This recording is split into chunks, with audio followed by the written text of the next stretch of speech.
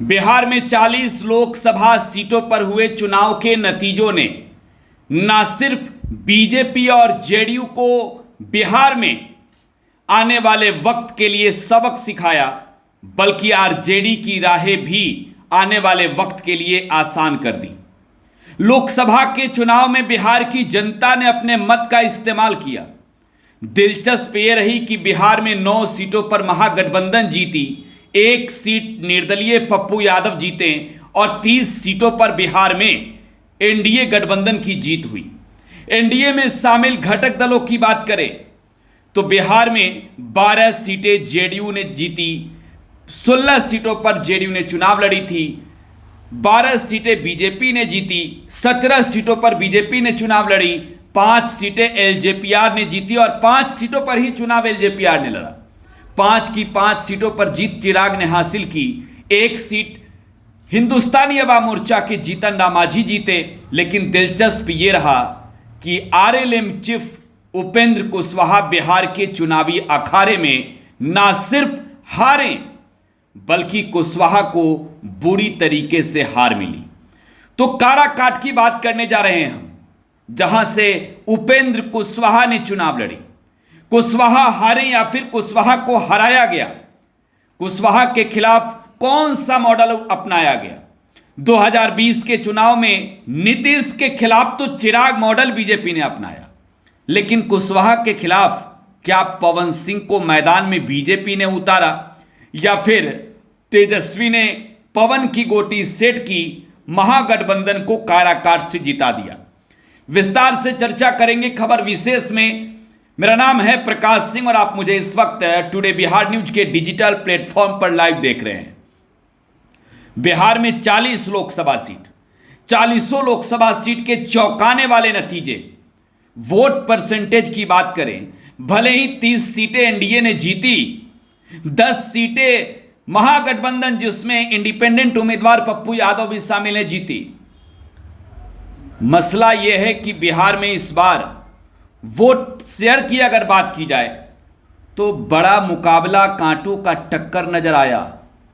जीत की मार्जिन कम हो गई बीजेपी के दमदार कैंडिडेट्स की, और हम बात काराकाट की कर रहे हैं। देखिए, काराकाट में उपेंद्र कुशवाहा को चुनावी मैदान में किसने उतारा? उपेंद्र कुशवाहा की चुनावी अखाड़े में एंट्री किसने कराई? बीजेपी नेतृत्व ने काराकाट सीट से उपेंद्र कुशवाहा को चुनावी अखाड़े में उतारा।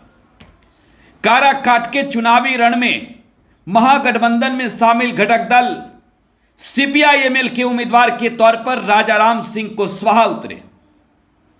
आमने सामने का मुकाबला एनडीए वर्सेज इंडिया के बीच रहा, लेकिन आसनसोल सीट से पवन सिंह को बीजेपी ने जब टिकट दिया, अगले दिन बाबुल सुप्रियो के विरोध के बाद, बंगलिनिया वाले गाने के विरोध के बाद पवन सिंह ने अपना टिकट लौटाया और पवन सिंह बिहार की डिमांड करने लगे। पवन सिंह आरा, सासाराम के काराकाट या फिर औरंगाबाद से चुनाव लड़ना चाहते थे। बीजेपी ने पवन को मैदान में नहीं उतारा, लिहाजा पवन सिंह निर्दलीय ही चुनावी मैदान में उतर गए। काराकाट की जनता के बीच जाकर पवन ने माहौल बनाया, पावर स्टार वाला पावर दिखाया। लेकिन कहते हैं ना कि रील और रियल में बहुत का अंतर है। पवन सिंह जब चुनावी अखाड़े में उतरे तो काराकाट की जनता ने रियल लाइफ में पवन सिंह को तो देखा ही था, रियल लाइफ में भी देखा। आमने सामने हुई काराकाट की जनता पावर स्टार पवन सिंह से।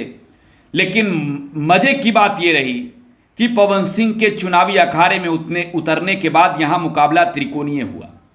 बिहार में पहली ऐसी सीट आप कह सकते हैं जहां पर एनडीए के उम्मीदवार तीसरे नंबर पर गए। बिहार में आपके आरा के बाद अगर देखी जाए तो पहली सीट काराकाट, जहां प्रधानमंत्री नरेंद्र मोदी के चुनावी रैली होने के बाद, जहां गृह मंत्री अमित शाह के चुनावी रैली होने के बाद, जहां उत्तर प्रदेश के मुख्यमंत्री योगी आदित्यनाथ के चुनावी रैली होने के बाद, जहां बिहार के मुख्यमंत्री नीतीश कुमार के चुनावी रैली होने के बावजूद भी एनडीए के उम्मीदवार उपेंद्र कुशवाहा तीसरे नंबर पर चले गए। आपके सामने, आपके मोबाइल स्क्रीन पर इस वक्त हम वो ग्राफिक्स दिखा रहे हैं जो काराकाट के जनता का जनादेश है। जरा ये ग्राफिक्स देखिए, काराकाट की जनता ने किसे कितना वोट दिया।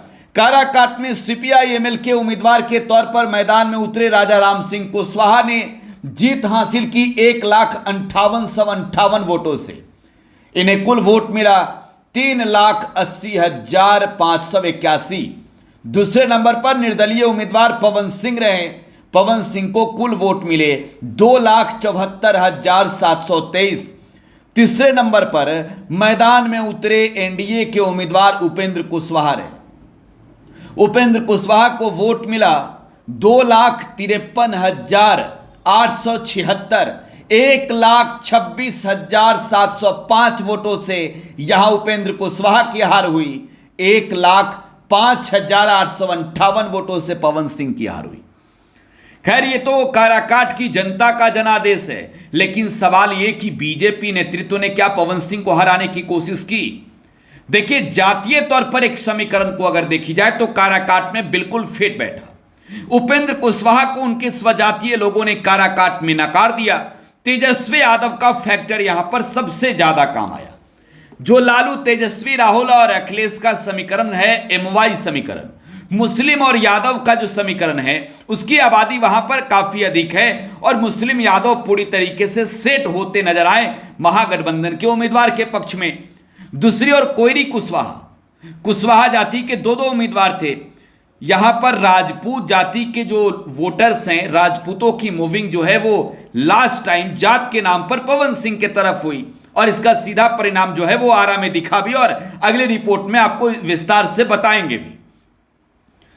तो राजपूत का वोट ट्रांसफर हुआ। पवन सिंह चहेता बनने की कोशिश में जुटे और जितने लोगों के दिल तक वो अपनी आवाज पहुंचा सके, जिन लोगों ने पवन सिंह को सहर्ष स्वीकारा एज ए लीडर, अभिनेता से नेता के रूप में, उन लोगों ने भी पवन सिंह को दिलचस्पी दिखाई।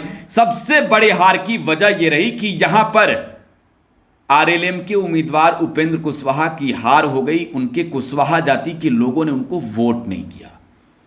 कुशवाहा जाति के वोटरों का वोट जो है वो ट्रांसफर हुआ जात के नाम पर राजा राम सिंह कुशवाहा के पक्ष में, और राजा राम सिंह कुशवाहा पूर्व में भी लड़े। तो देखिए, काराकाट में ये तो स्पष्ट हो गया कि पवन सिंह फैक्टर बने, कास्ट के नाम पर फैक्टर बने। बीजेपी ने चुनावी मैदान में समर्थन नहीं दिया। लेकिन ऐसा सवाल क्यों उठ रहा है कि तेजस्वी की गोटी सेट थी, बीजेपी की प्लानिंग थी कुशवाहा को हराने की। देखिए, बीजेपी के नेता के तौर पर पवन सिंह जाने जाते हैं और वो भाजपा के नेता हैं, तो लाजमी है कि पवन सिंह जब चुनावी मैदान में लड़ेंगे तो सवाल पवन सिंह से पूछे जाएंगे कि पवन सिंह को मैदान में किसने उतारा। लेकिन जब प्रधानमंत्री नरेंद्र मोदी की चुनावी रैली हो, जब अमित शाह, नीतीश कुमार, योगी आदित्यनाथ, राजनाथ सिंह की चुनावी रैली हो, तब भी ये कहना कि बीजेपी का नेतृत्व जो है वो पवन सिंह के साथ था, कुशवाहा का कहना कि हम हारे नहीं, हमें हराया गया, कौन सा मॉडल अपनाया गया, ये सब जानते हैं। यह स्पष्ट होता है कि बीजेपी नेतृत्व ने पूरी तरीके से समर्थन किया। हालांकि कुछ छिटपुटिया नेता की अगर बात करें तो उन लोगों ने जाहिर सी बात है कि साथ दिया था यहां पर पवन सिंह का, लेकिन उपेंद्र कुशवाहा की हार जो है वो बीजेपी की भी हार है काराकाट में। तेजस्वी यादव के साथ की वो तस्वीर जो पवन सिंह को लेकर चर्चा का बाजार बना। देखिए, यह स्पष्ट था कि पवन सिंह चुनाव लड़ रहे हैं और लोकतंत्र की में सबको यह आजादी है कि वो चुनाव लड़ सकता है, एक उम्र की सीमा है। पवन सिंह भी चुनाव लड़े और पवन सिंह को चुनाव लड़ाने में तेजस्वी यादव की कोई भूमिका नहीं थी। हां, तेजस्वी यादव को फायदा जरूर मिला काराकाट में। तो काराकाट में पवन सिंह बड़े नेता बन के उभरे। पवन सिंह ने यह दिखाया कि कैसे चुनाव लड़ा जाता है। भोजपुरी के अन्य अभिनेताओं के तुलना में पवन ने एक बिग फाइट दी काराकाट में। यहां पर राजा राम सिंह सीपीआई-एमएल के चुनाव जीत गए। फिलहाल आप टुडे बिहार न्यूज के साथ बने रहें। धन्यवाद।